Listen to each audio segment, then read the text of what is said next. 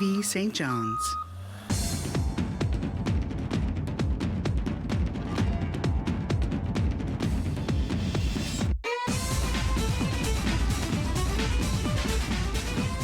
Hello everybody, my name is Jason Piercey and this is Out of the Fog.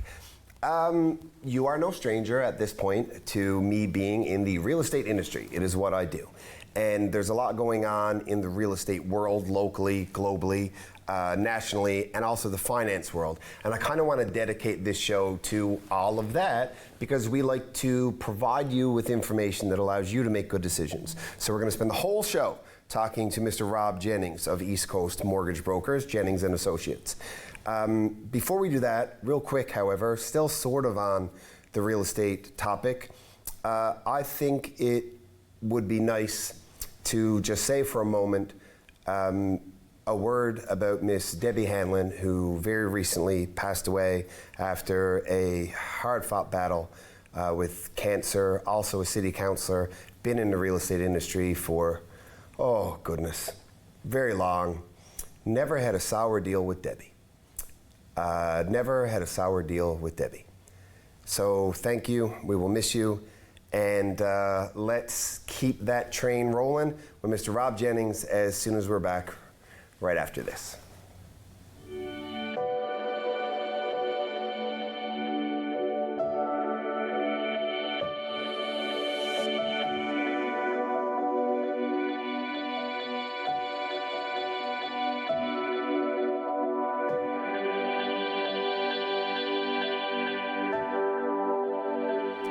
Welcome back to Out of the Fog. Like I said, we're going to dedicate this whole show to information that I think will make your lives better as an audience.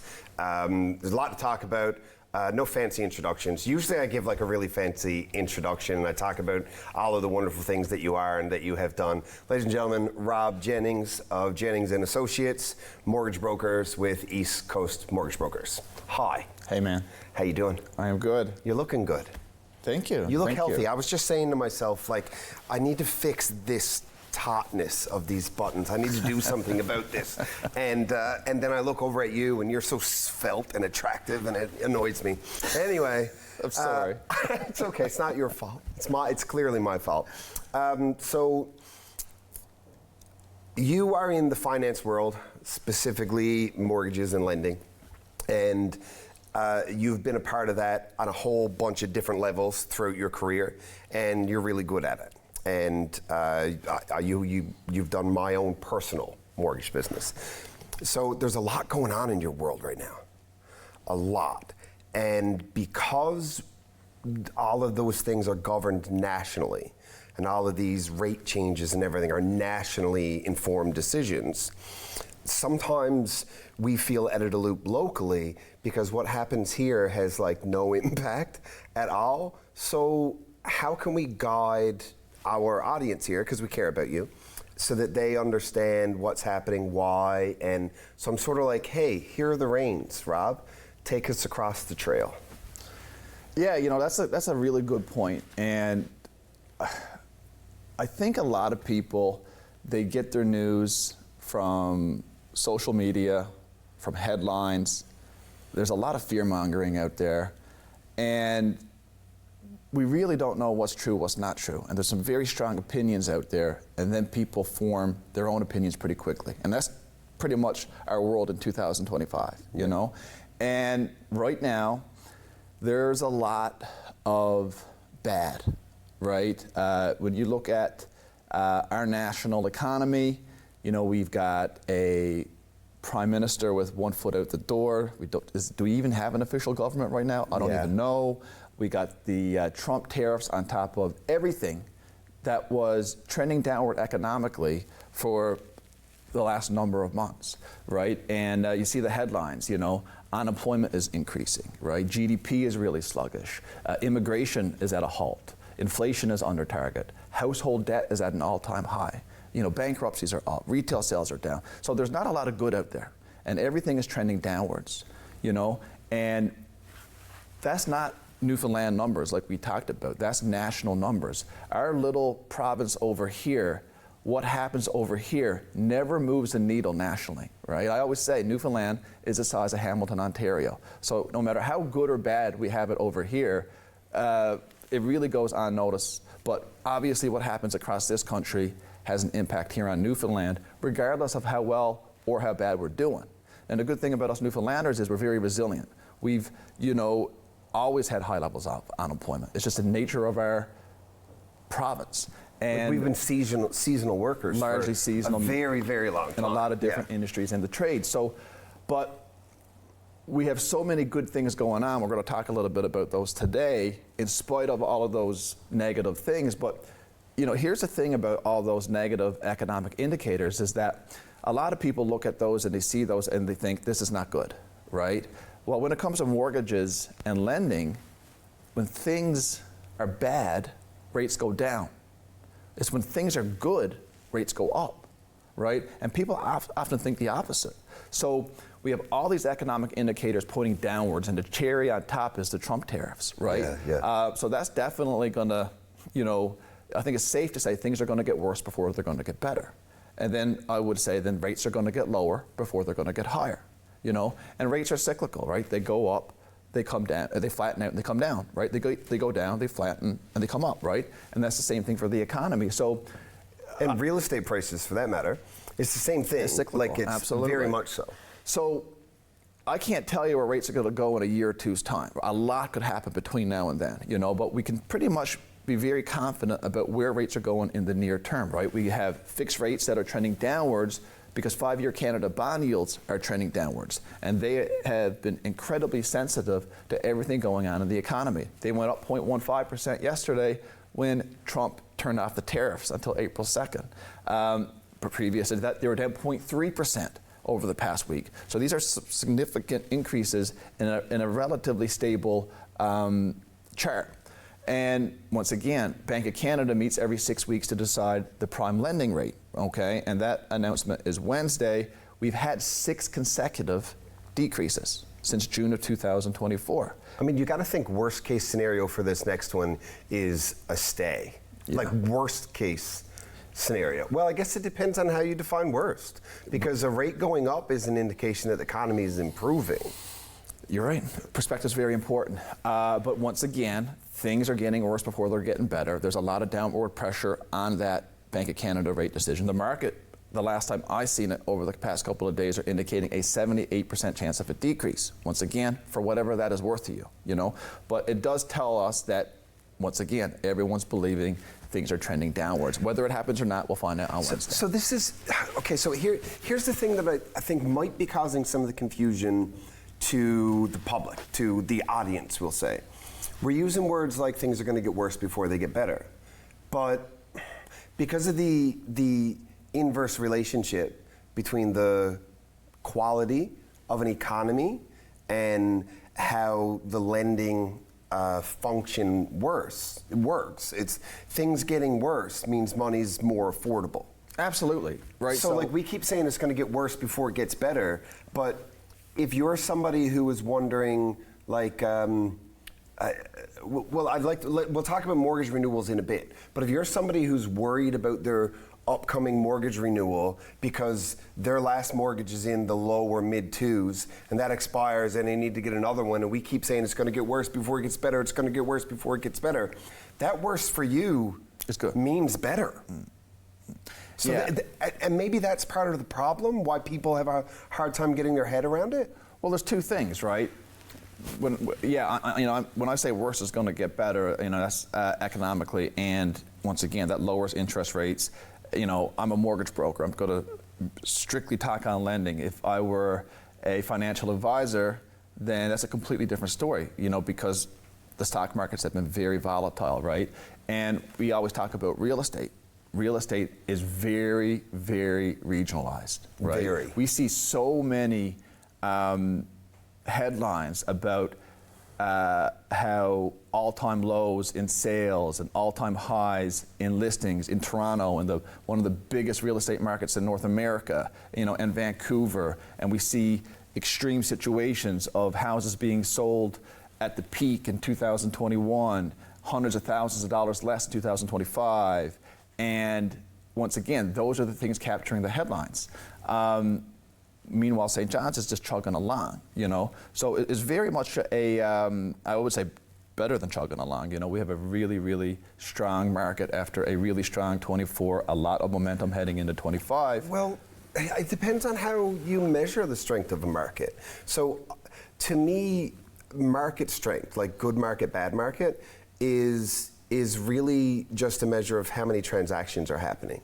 A good market has a lot of transactions. A bad market has very few transactions. So as long as people are able to buy and sell, then you have a healthy market, a strong market. Our transactions are way, way, way down. We've got a massive inventory problem. We do. Like people can't find things to buy. So our sales prices are up, and people might say, the market is so hot, the market's hot. That's not how I would define hot. It depends on what hat you wear, absolutely, yeah. Like we're short 1,000 transactions for sure over the year before last, and it's a very bad thing. It's a massive thing. Yeah, absolutely. But you know, just to kind of get this back on mortgage lending and things like that, you know, you're 100% right.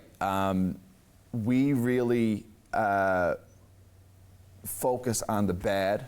There is some good to come out of the bad, you know, in terms of lower interest rates. And the big thing about it, I know we talked about mortgage renewals a bit, is a lot of mortgages are coming up for renewal.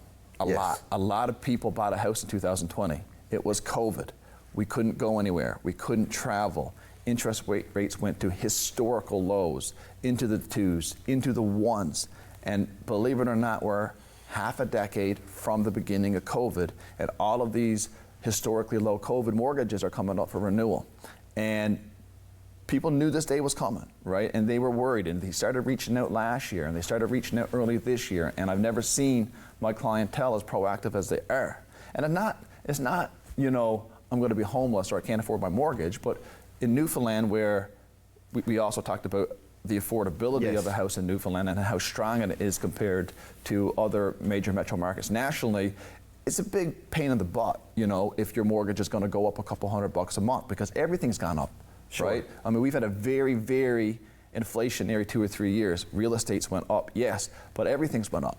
Gas, groceries, you know, right across the board. Insurance went up significantly, for example, and over I mean, the past people couple of years. probably had what they thought, like if you bought 5 years ago and you've got a 1.8 something interest rate on your mortgage, and then things started to turn around a bit, you went out and bought a new vehicle, but like the rates had increased by then. So now your truck payment is higher than your mortgage payment. And the problem isn't that your mortgage rate is going up, because when you qualified for that mortgage, there were safety things put in place. It's only this percentage of your income, it's only this percentage of your total debt servicing that you're allowed to do, and there was likely a stress test factor that was built in there for another 2%, so you can afford your home. The rate goes up, you can still afford your home. But what other financial decisions did you make in that period of time that now has you handcuffed? 100%. 100%. And you know, like I said, there were times in the very recent past that used vehicle loans were well into the double digits. Yeah. Right? On top of that used vehicle inflating in price quite a bit because of increased demand, you know? So just people are all feeling the pinch. But I will say some good here. We all talked about household debt in Canada being at an all-time high. We also talked about Newfoundland having some of the lowest disposable income to debt ratios in the country. We make pretty good wages, and the overall cost of living is relatively low. Yeah, so if you could say that phrase again, and I want to deconstruct the phrase, because I think if you're not familiar with the terminology, it could be a misleading statement. The lowest income to debt ratios. Okay, that doesn't mean we don't have cash. It's the opposite of that. It means we have more disposable income than most people. We have more money after our bills are paid every 2 weeks, right? Our housing is cheaper. We talked about the housing market. The average home in St. John's Metro is about $350,000. That is half the national average. Probably even less. Half the national average. A home in Canada, on average, costs $700,000. I know it's hard for us to compare to some of the big markets, but a house in Halifax is about $550,000, right? And our wages are very similar. Like you had said, their economy is slightly stronger, but I don't think their real estate market is $200,000 better. You know what I'm saying? We have a very affordable housing market, and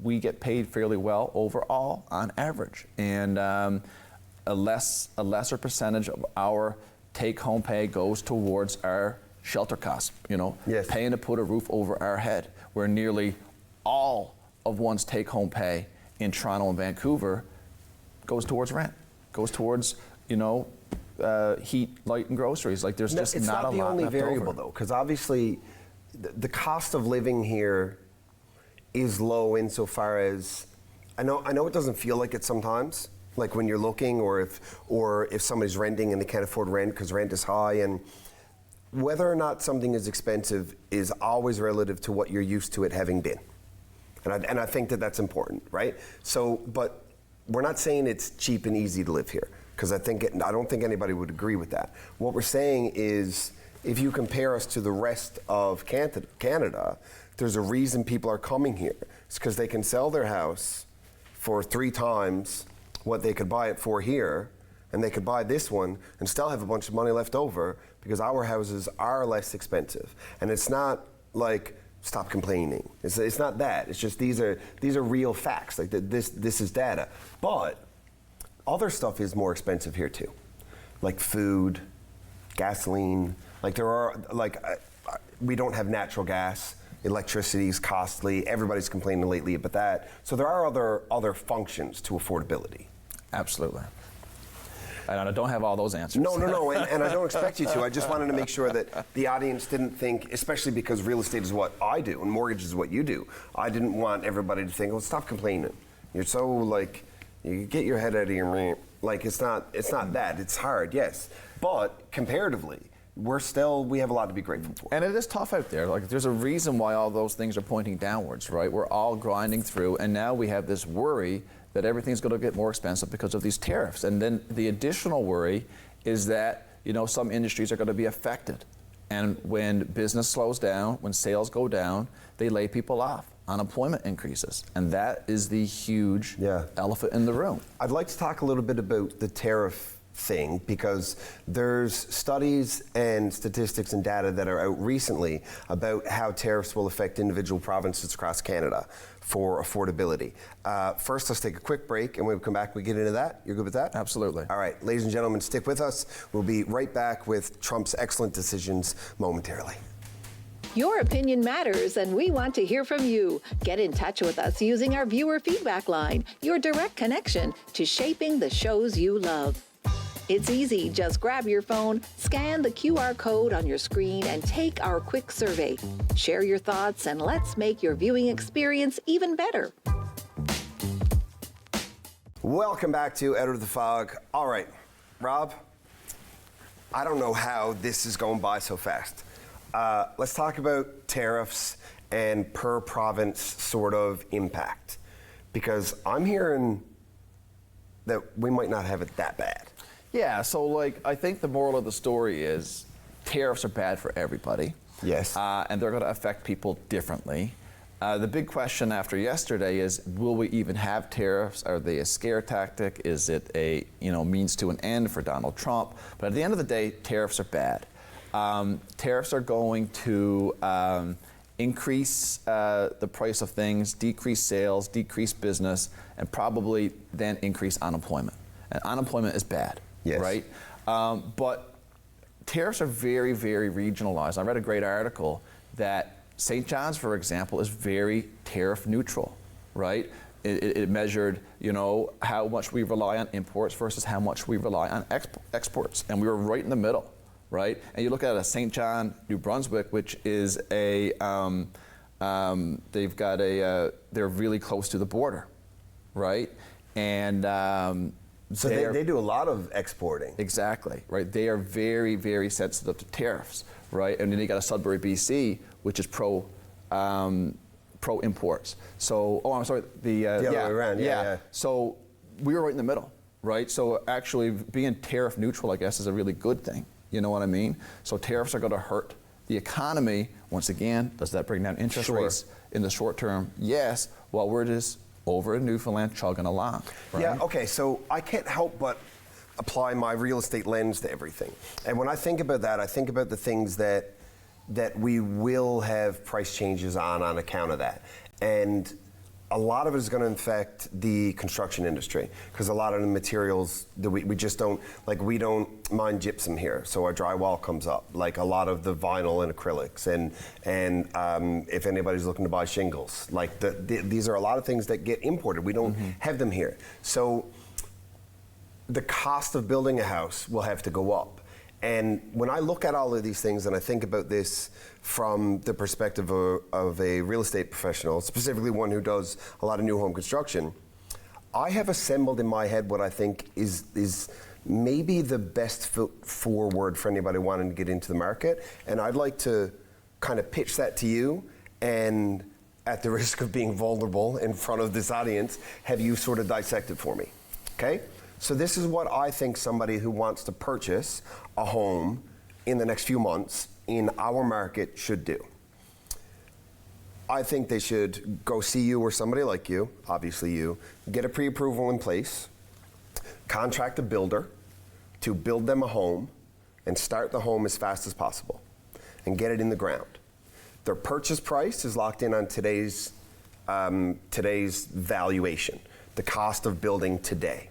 Cost of land today, the cost of all of these things today. Their house isn't going to be done for 6, 8, 9 months, depending on who the builder is.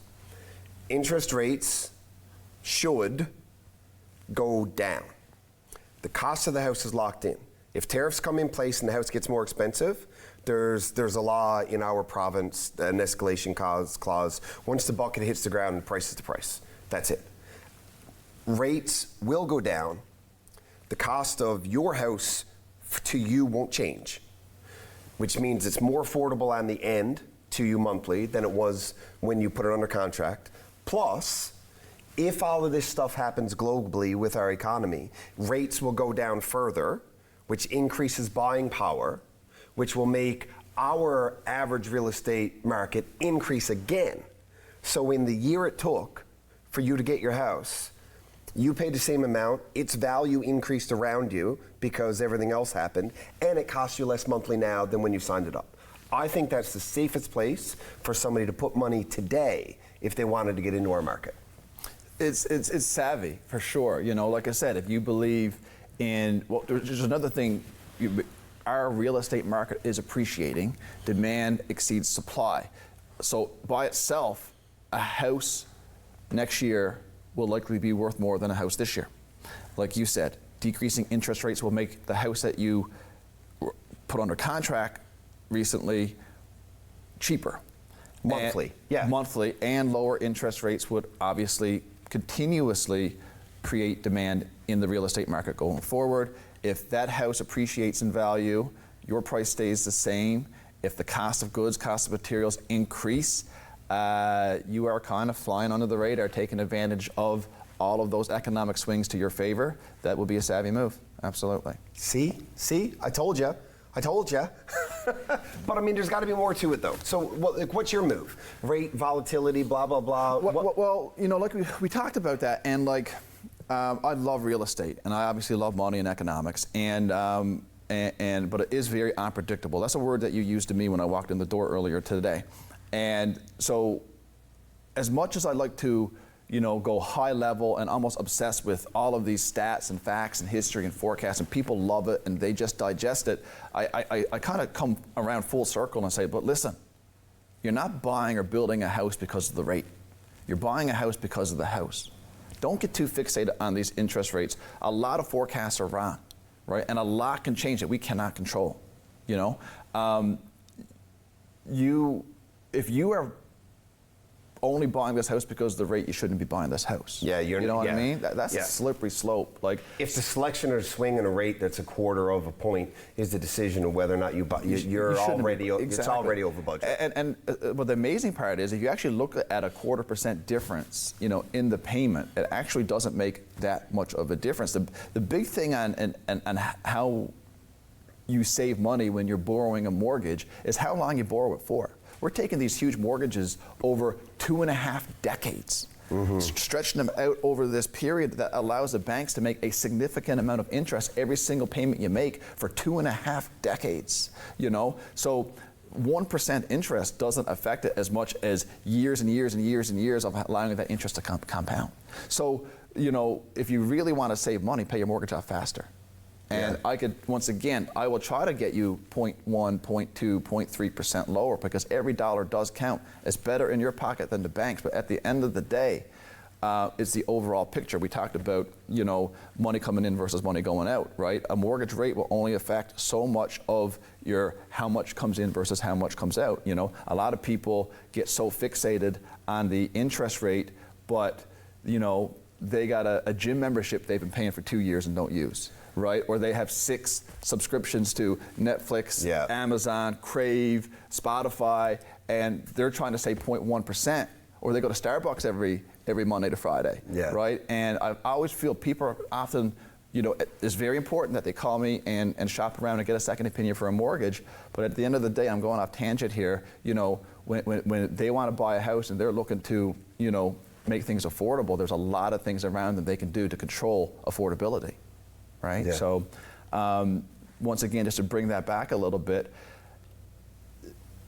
that is a savvy move, and I believe that owning real estate is a fantastic long-term investment, but a lot can happen in the short term that we can't control, right? A lot of people buy a house. So it's personal. Yeah, it's very personal. Absolutely, it's very situational. Yeah. Mr. Jennings, always a pleasure. Thank you. I want to get you back regularly, because this stuff changes so often. It does. Let's do that.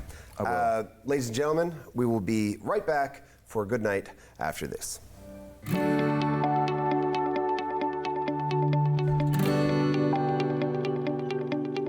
You're watching Rogers TV St. John's. All right, there it is. Welcome back to Out of the Fog.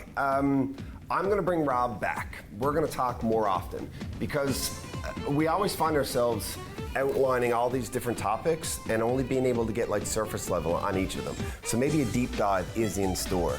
And I'm really proud that my idea of how to get into the market was deemed savvy by the guy who knows the industry and knows finance. Thank you very much for watching. We'll see you next time.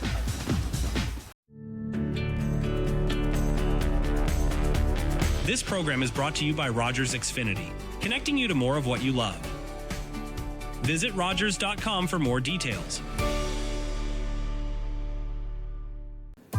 We want to hear from you. Provide feedback on this show or find out how you can get involved. Call, email us, or scan the QR code to take our quick survey. We're in for something special. The best of the best. It's showtime, and away we go. We're going to drop the gloves right away. The rivalry heated up. That was the greatest start to a hockey game ever. It's murder in overtime. McDavid scores! Look at that. What a goal. Oh, Bennington game saver. Connor McDavid scores for Canada. Best on best, and still the best.